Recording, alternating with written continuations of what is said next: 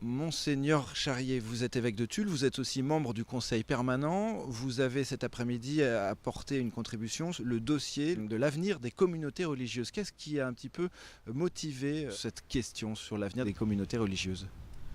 C'est une question qui habite chacun des évêques et puis qui est présente dans les travaux de notre Assemblée depuis plusieurs années. Et le Conseil permanent, de fait, a voulu reprendre cette question-là après des travaux de groupe. Alors pour quelle raison? Eh bien, c'est parce que c'est une préoccupation de tous, y compris des chrétiens.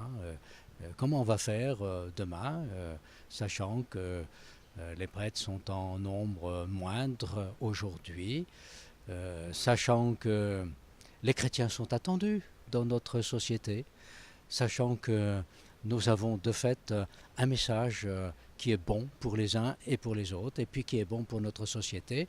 Comment est-ce que l'Église va continuer de vivre, de se rassembler, de faire des propositions? Alors oui, justement, Monseigneur, quelles pourraient être les premières propositions?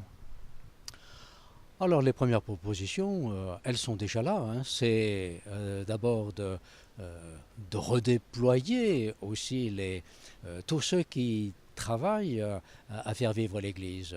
Des prêtres, oui, mais aujourd'hui des diacres et aujourd'hui aussi des chrétiens, des chrétiennes qui prennent une part importante dans un domaine, par exemple pour entrer en dialogue avec des gens qui demandent des services à l'Église aujourd'hui, par exemple pour accompagner des familles qui sont éprouvées par un deuil, par exemple des aumôneries d'hôpitaux, aumôneries en monde carcéral, aumôneries d'aumônes de jeunes dans les lycées, dans les collèges.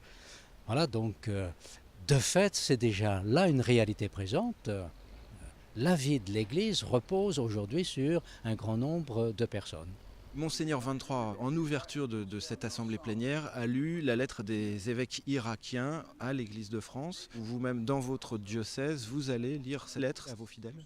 Je joindrai dans la prochaine parution du bulletin diocésain cet échange de courriers entre les évêques d'Irak qui nous demandent alors d'être présents à leur drame, à leur souffrance et à leur combat pour rester présents sur cette terre qui est la leur, pour continuer de croire au dialogue, à un vivre ensemble.